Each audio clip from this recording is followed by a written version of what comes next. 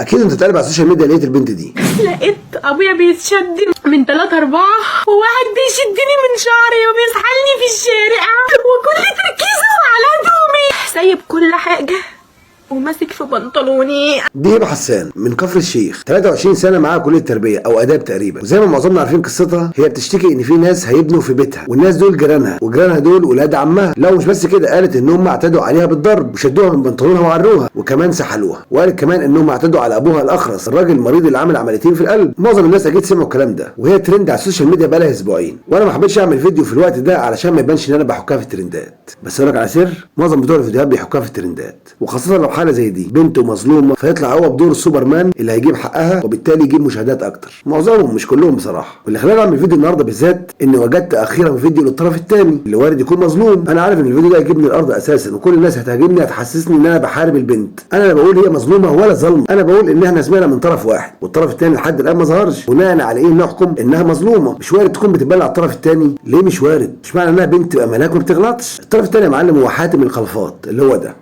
ربنا وحده يشهد ان الكلام ده ما حصل. فانا ليا حق في بيت جدتي، في حق جدتي، فانا عشان طلبت بحق جدتي اما جيت اطلب بيه الدنيا اتقلبت عليا. في حد من المتابعين بيقول لك يعني هم يتبلوا عليكم؟